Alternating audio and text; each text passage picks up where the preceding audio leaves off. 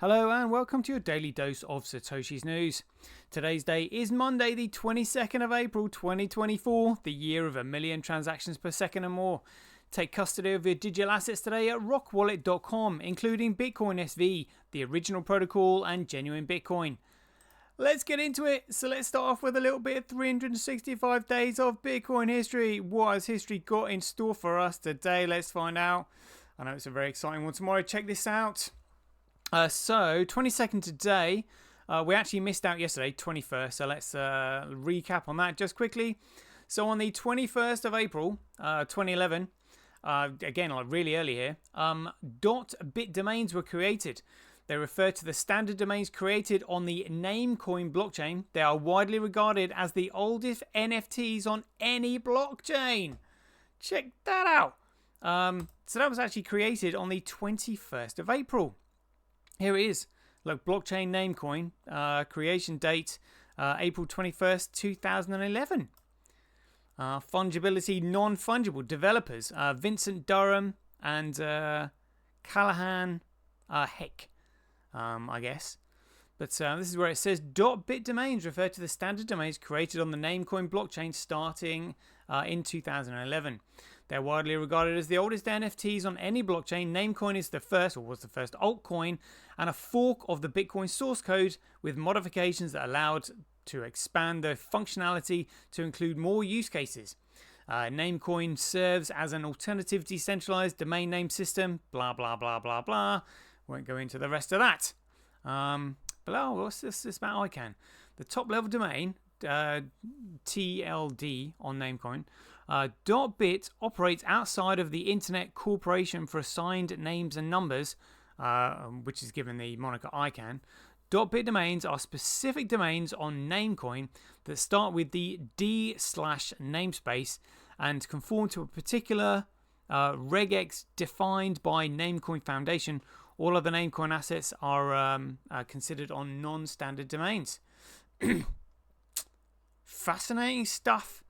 Yeah, look, and this was when Namecoin was first created. So the first altcoin ever, Namecoin, was launched on April 18th, 2011. And we reported on that one right there. Right there. Check it out. Getting the history. Close that. There we go. So that was 21st of April, and a bit of Bitcoin history there. Catching up on today's anniversary, check this out. So April 22nd of April 2011, it says here, Bitcoin experienced its first parabolic rally with 4,000% gains. On the 22nd of April 2011, Bitcoin broke on the upside, and by the 8th of June 2011, within 50 days, had posted 4,000% gains. Look at this. The first ever parabolic rally. Look at that. Look at that.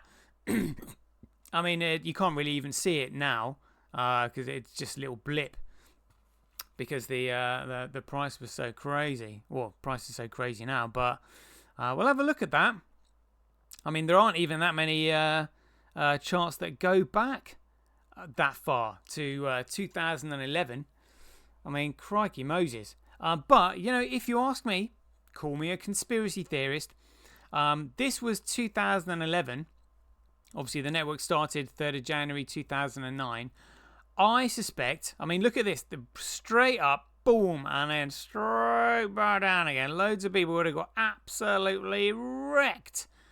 Absolutely. I mean, can you imagine that? 4,000% gains, like almost wiped out.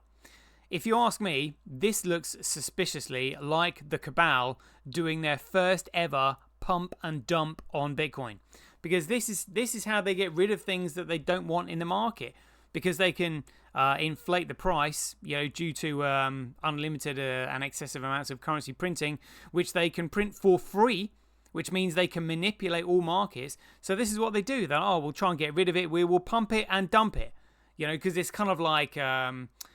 They don't want to be seen to actually getting rid of it themselves, so they'll kind of shake the market up and, you know, get people to lose confidence in it.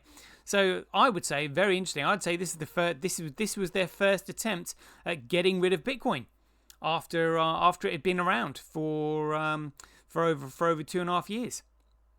Yeah, like amazing. Now we know anyway. So we'll check out that graph. We'll check out that graph later.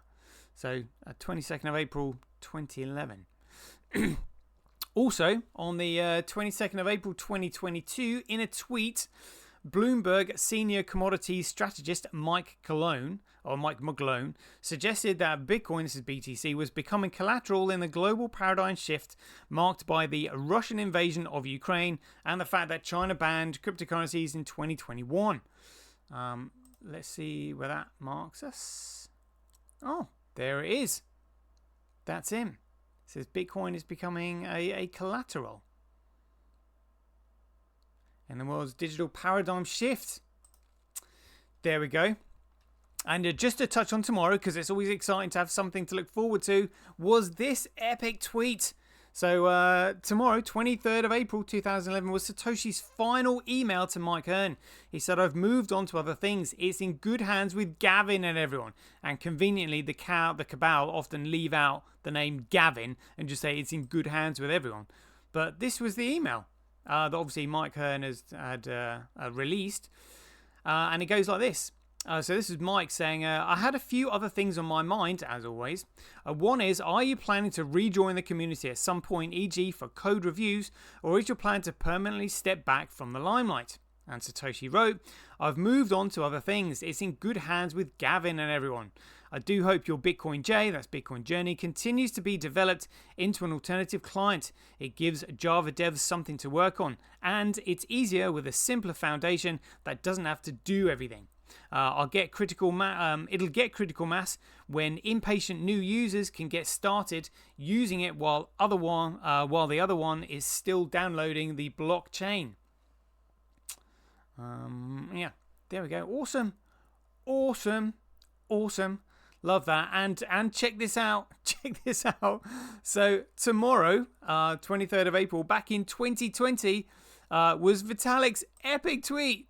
Oh, this is going to go down in history. He said BSV does not scale. Oh dear, honestly. He is never ever going to live that one down, and I will make sure he never forgets it. Ever. Oh dear. Anyway, right, so let's move on with a bit of news, sort of like today's, let's see, Ryoshi's doing really good here, really good. So, yeah, I may as well start from the top here. So he said 15 hours ago, breaking while BTC is drowning in fees and 200,000 transactions unconfirmed on its blockchain. Coolcoin, or Satoshi Vision, is tearing through 1.3 million transactions per second. Look at this. And it's done, 171.5 billion total transactions. Whew. Wow. Amazing. Honestly, I can't wait for that to come on the mainnet. And also, in response to Ryoshi asking, he said, I believe Judge Miller's complete written judgment will be publicly released this week. Will there be surprises? And Eli said, it's going to be the most brutal judgment you've witnessed. I mean, I don't know how he's going to justify himself. Like, what on earth is Judge Miller going to say? Oh, because we've already discredited Steve Madden's report. Bird and Bird wrote his entire report for him, and everyone else that they brought forward was either discredited, like Sarah, it was not my intention to mislead Micklejohn, or Adam Back. Oh, so you're on the board of Copa, are you? And the guy from Square as well, another chap called Stephen. I mean, I don't know. I'm looking forward to reading it. That's all I can say. Oh dear. This one's quite a funny one. How to become a billionaire by selling data. Yeah, nice one, Mark Zuckerberg. Good grief. We all know that's what they do. Crikey Moses. Check this out. This is quite shocking. So obviously, Meta, before they had removed themselves from the members of Copa. So, in response to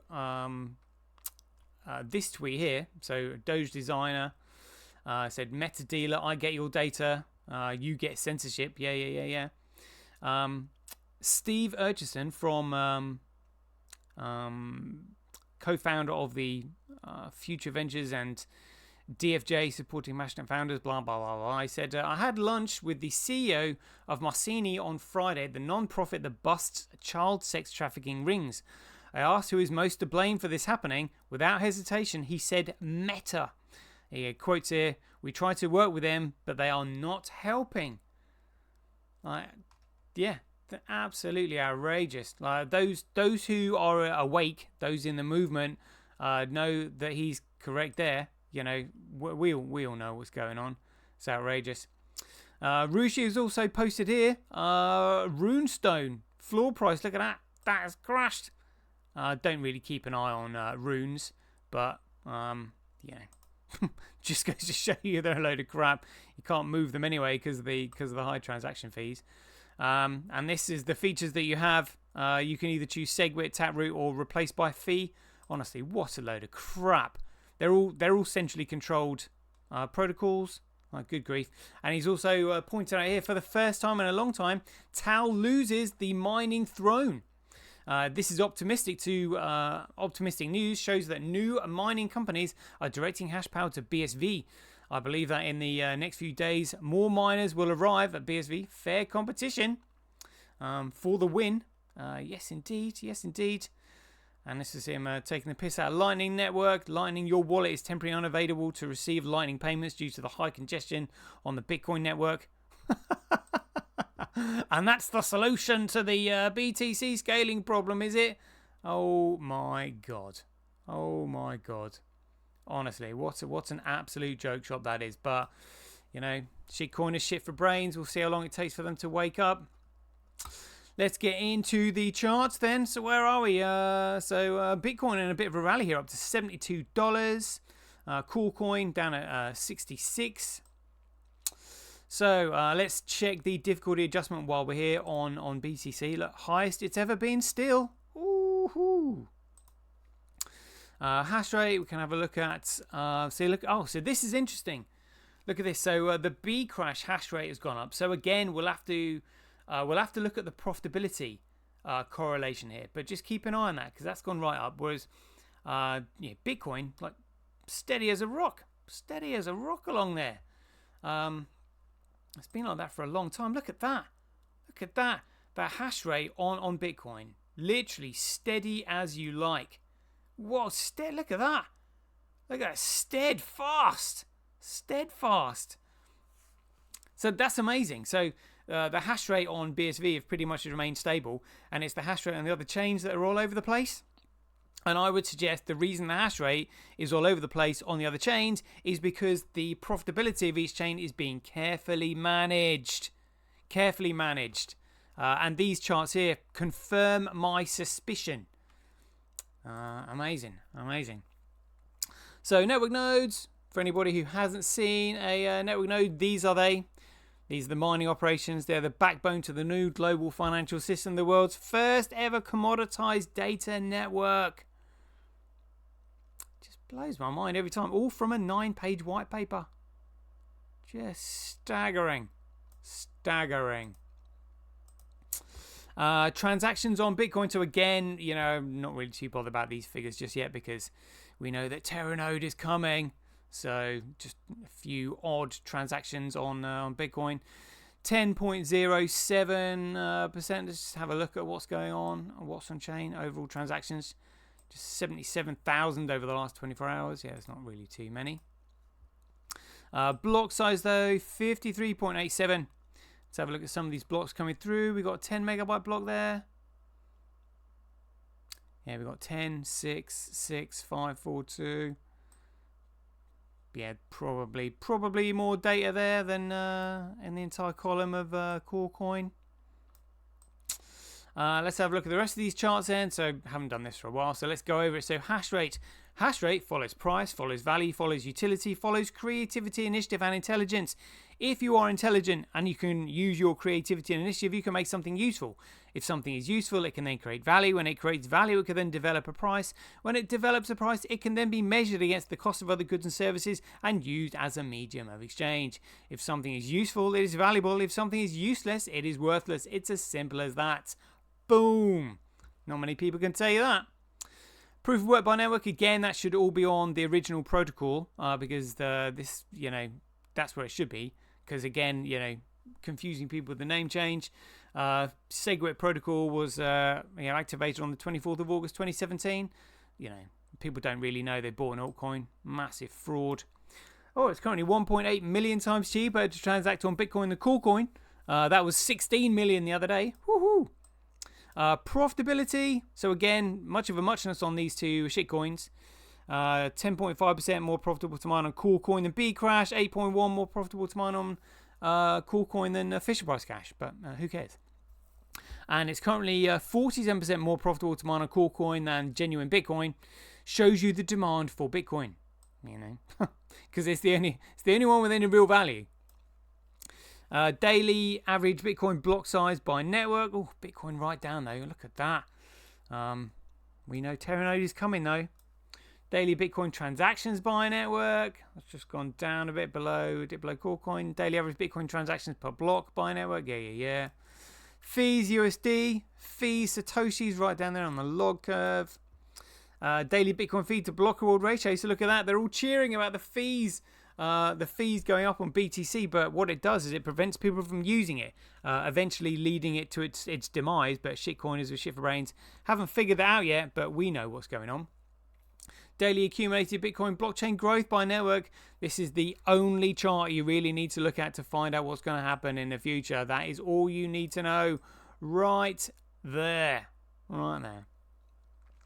So let's look at the hash rate. Global hash rate 7 days. Global hash rate 24 hours. Coolcoin hash rate others with 4.1% on there. See, look at this. So a hash rate on Bcrash. Other mining pools have shifted. See, this was right about probably what was 50, maybe like 25% the other day. Now it's right round at 59. 59. I believe Satoshi, is not going to have any sympathies for Bcrashes. They can't even use the excuse that they got hoodwinked by the ticker symbol. They've literally got no excuse for their shitcoiners. Satoshi will have no mercy. No mercy for these shitcoiners. None. None whatsoever.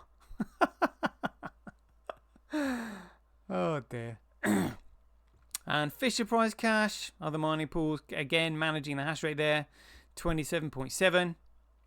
And then not really a lot of point on looking at hash rate on CoinDance because I don't believe that they're reporting the figures accurately on genuine Bitcoin because we've seen what they've done before, literally hiding all these metrics from people when they didn't want people to see what was going on. Especially when I did my show and I exposed it. Absolutely outrageous. I called it the CoinDance conspiracy. Let's have a look at the hash rate then. Oh, Tal is back in the lead. With 47.7 and Kuv with 42.42. Oh, there's a bit of a battle royale between these two here. King of the miners. I mean, Tal has been king for a long, long time, and they're just like, yeah. I mean, it won't last forever. But I personally speculating that Tal will be using their what do you want to call it, war chest, for want of a better word, that they've been accumulating over these last few years, being the main dominant miner on Bitcoin. When Teranode comes on the network and the miners come flooding over, they will be expected and therefore will have the funds, due to the increase in value, to absolutely massively expand their mining operation. Massively. That's what I think is going on. So they will literally crush and heavily compete with the other miners, apart from Satoshi Nakamoto. Won't be able to compete with him. But that's what's going on there. So it's going to be really interesting to keep an eye on. Let's have a look at crypto quant. Look at that. Exchanges reserves cashing out of that shitcoin. Yeah, getting rid of it while the price is going up. No insider information being used there. They know what's coming. They know what's coming. Let's have a look at the Tether weather. So it's in the green there. So that means somebody has been furiously buying Tether over the last 24 hours. Let's have a look at that on the week. Not much to say there, but over the last 24 hours, it's going up. Go back down to $1. So that means you can probably expect another like few 100 million being pumped into BTC quite soon. Look at that over the week. 107.8 to 109.8. So just $2 billion, $2 billion in a week. $2 billion in a week.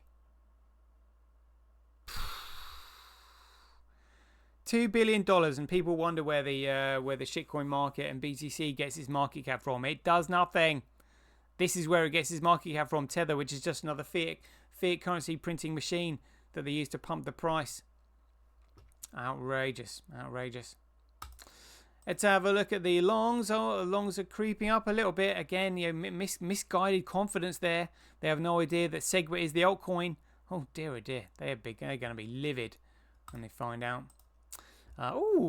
Look at this. So this is Bitcoin versus BTC. It's gone up over the last just a couple of days. Nice. Loving that. Let's just see if we can see BSV USD. Creeping up there nicely, but winning against Coolcoin. Fascinating. Let's have a look at the market then. Overall market cap $4.2 trillion. Coolcoin market cap $1.3 trillion. Volume though, look at that, just 1.6. 1.6. Whenever that trade volume goes up, that's just purely Tether pumping the market and buying BTC with it. Wow. So look at that. Wow. Even BTC has had a price increase against the US dollar, but Bitcoin, as in BSV, has outperformed it. Oh, exciting stuff. Let's have a look at Bitcoin. Where is you beauty? There we go. Oh, look at that.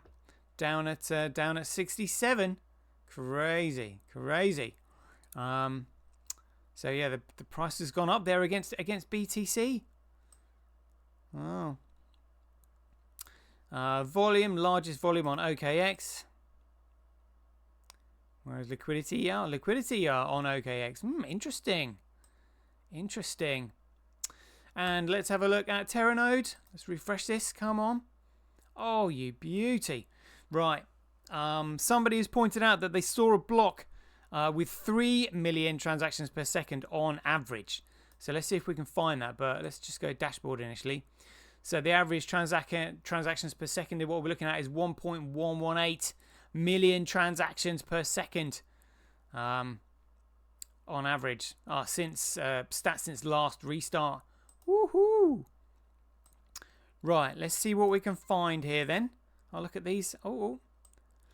Yeah, look at that. All around. A million transactions per second. The only network on Earth that is capable of handling these data volume sizes. Let's have a look. I'm looking for 3 million transactions per second. See, look at that. But I mean, it's just consistent. Absolutely fantastic. I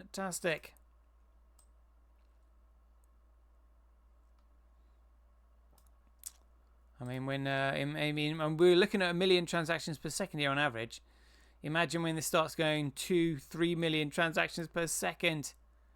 Ooh. There we go. Look at this.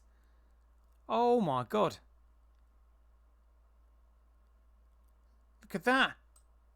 3.3 million in a block of 121 gigabytes. Let's just check that out.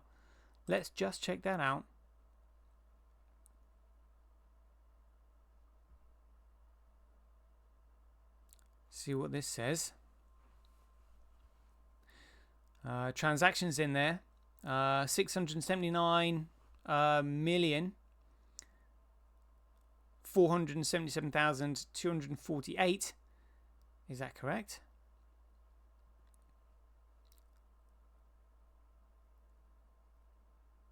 Usually they would say transactions per second in that block.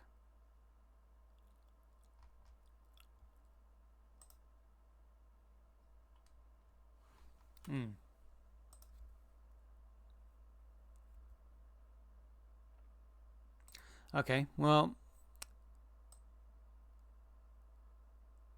not sure if that is legit, but if it is, that is amazing. Amazing. Yeah, 121 gigabytes. 121 gigabytes.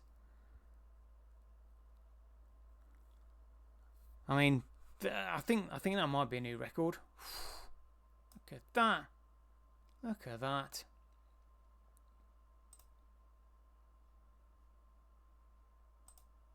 What does it normally say?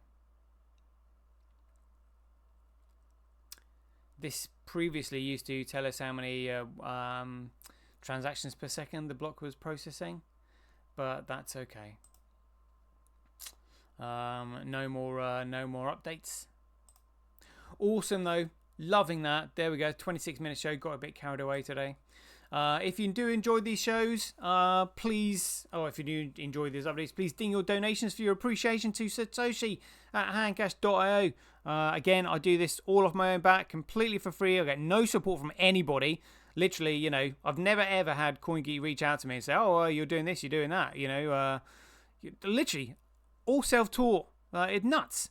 You know, would you think that somebody doing as much work as I'm doing on this, they might go, "Oh, this guy seems to know what he's doing. Want to reach out?" Nope, not bothered. You know, instead we're just going to, talk about number go up on different metrics, but not really talk about the fundamentals of Bitcoin or give any education away. Yeah, nice one. So there we go. We'll leave it there. Hope you enjoyed it. As ever, be aware, take care, stay safe out there, and we'll see you in the next one.